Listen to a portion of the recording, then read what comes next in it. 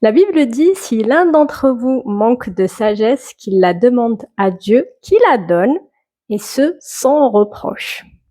J'ai une question. À qui demandes-tu conseil quand tu as un dilemme? Moi, personnellement, je mets ma question sur YouTube, je la tape, et généralement, je regarde un short pour que ça aille plus vite, tu vois.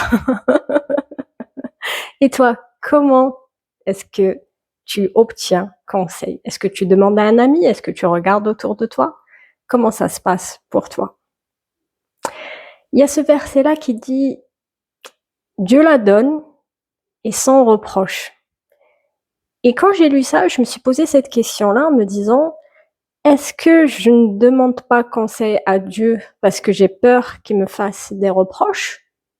Pas vraiment. En fait, je pourrais ne pas demander à Dieu conseil parce que j'aurais peur qu'il me réponde pas. Et c'est déjà arrivé. Avant d'être vraiment croyante en 2017, je pouvais demander à Dieu du matériel, je pouvais demander à Dieu la guérison, peu importe pour moi ou pour autrui. Mais demander conseil, j'aurais trop peur de rester là à lui parler et de rien entendre et de prendre conscience comme s'il n'était pas là ou prendre conscience que peut-être il n'existait pas ou quelque chose comme ça. Et ça serait des fausses croyances, bien sûr. Mais je suis déjà passée par là. Et si vous êtes passé par là, mettez un pouce pour dire je comprends, je suis passée par là. Et qu'est-ce que t'en penses?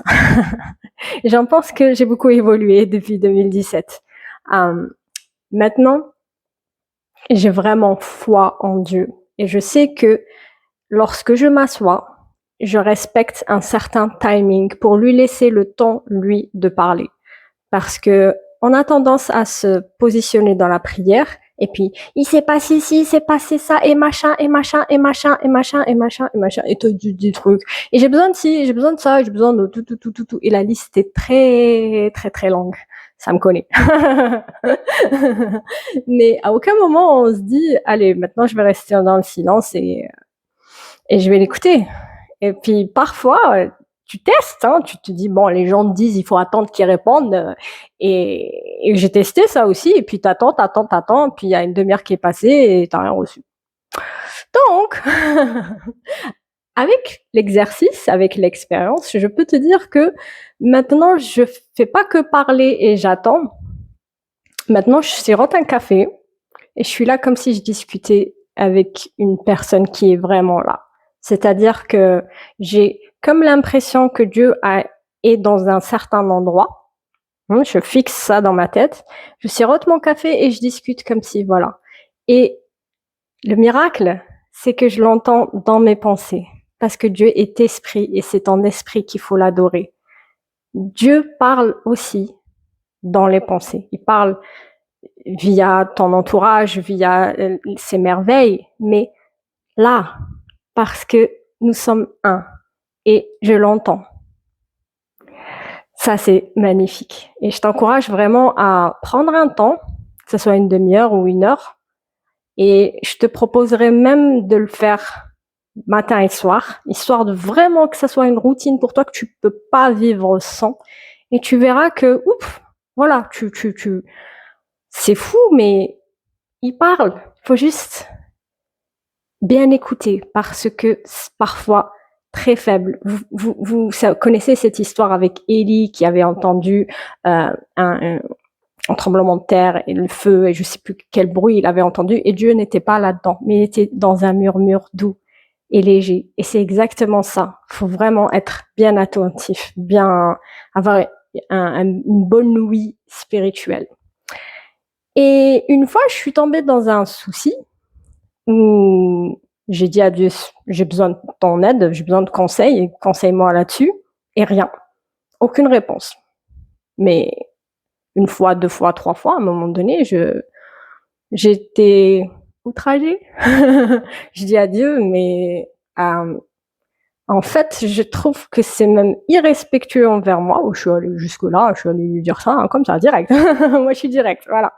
Et j'ai dit, je trouve que c'est irrespectueux envers moi, sachant que je sais que tu es là dans la pièce avec moi et que tu m'entends et tu me réponds pas. Voilà. J'ai dit ça comme ça.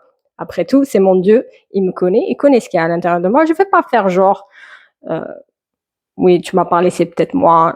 Il sait ce que je ressens. Et figurez-vous que j'étais dans la douche et j'ai entendu la réponse, j'ai entendu le conseil dans la douche.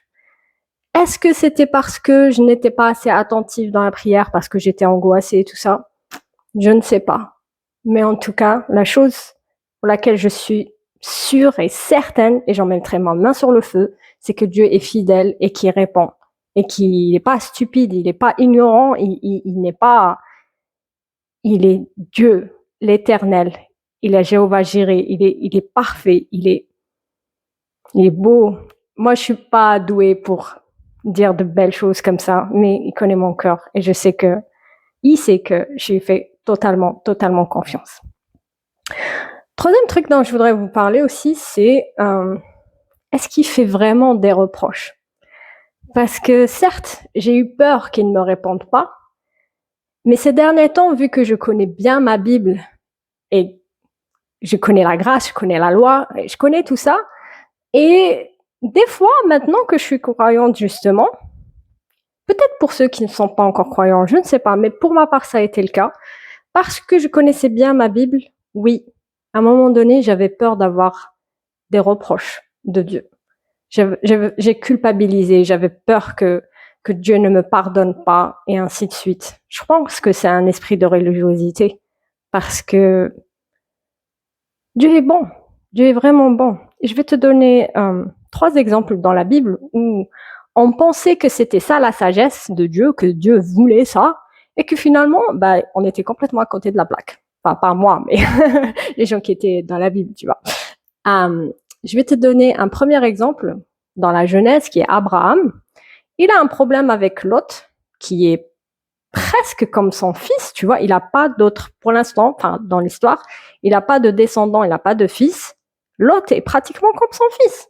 Et à un moment donné, il arrive un souci. Et normalement, la sagesse voudrait... Attends, il y a mon alarme qui se met en place. C'est quoi ça, dis donc?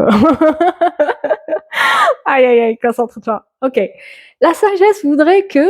Enfin, normalement, la Bible voudrait que tu protèges les tiens, tu protèges ta famille et jamais tu te sépares de ta famille. Voilà. Cadre restreint, voilà. C'est comme ton fils, tu le gardes et tu essaies de trouver des solutions tout en le gardant. Et c'est pas du tout passé ça. Il lui a dit, si tu vas à droite, j'irai à gauche. Si tu vas à gauche, j'irai à droite. Il s'est séparé de lui. Et l'autre a pris la meilleure part et finalement, ça s'est retourné contre lui. Et la réponse de Dieu là-dedans, c'était qu'il lui avait dit, c'est bien ce que tu as fait. Moi, en lisant ça, je fais, waouh, génial. Parce que je pensais vraiment qu'il allait lui faire des reproches et lui dire, ça va pas ou quoi? C'est pratiquement comme ton fils. Tu l'as élevé comme ton fils. Ça va pas ou quoi? Il fallait le garder. Il fallait trouver une solution. Il fallait me parler. Il fallait m'appeler moi. Et non. Deuxième truc, c'était avec la femme samaritaine. J'adore cette histoire. Parce qu'à aucun moment, Jésus lui dit, t'exagères pas un peu là. Tu nous fous la honte. 5 maris avec celui avec qui t'es pas marié. J'aurais été à sa place. Et oui, c'est moi. Voilà. Je pense que je l'aurais pas laissé aller dire à toute la ville, Jésus existe, il est vivant, dans notre génération en plus. Je crois que j'aurais eu honte qu'elle me fasse honte. Je suis un être humain. Dites-moi en commentaire si vous êtes un être humain ou si vous êtes parfait. Voilà. Mais Jésus est parfait. Il lui a parlé de sa vie. À aucun moment il lui a fait un reproche. Il lui a juste, comme pas prophétisé, mais il lui a dit la vérité. C'est ça. La vérité, c'est ton cas. Voilà ce qui se passe dans ta vie. Il voyait les choses qu'il n'était pas censé connaître parce que c'est le Fils de Dieu. Mais à aucun moment il lui a fait un reproche. À aucun moment, il lui a fait un reproche.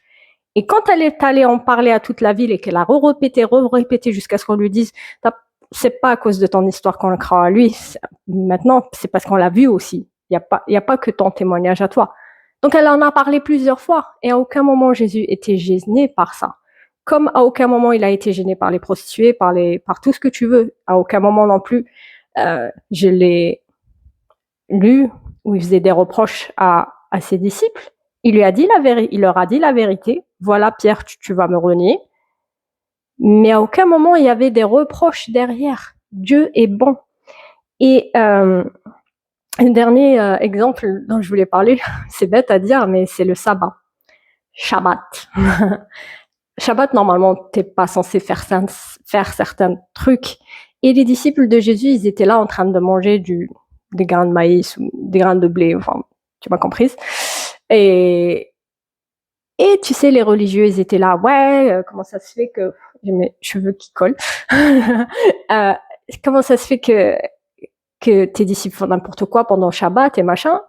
Et Jésus, encore une fois, il est pas dans la loi à tu sais. Mais il a juste dit, regardez, David, il a eu faim, il est allé à l'endroit où tu n'es pas censé vraiment manger, genre dans le Saint des Saints, tu sais, là où normalement il y a que les... C'est comment on les appelle déjà? Les Lévites qui sont censés manger ce pain-là, et il est allé le manger parce qu'il avait faim. Et pourtant, il était roi, il n'était pas Lévite. Enfin, c'est une longue histoire, va la lire, mais à aucun moment il fait des reproches. Donc parfois, on pense que Dieu va nous faire de reproches parce qu'on va lui demander conseil et qu'il va nous conseiller un truc qu'on veut pas, nous. Des fois, ça arrive qu'on soit à côté de la plaque. Je dis pas le contraire. Mais tu ne sais pas.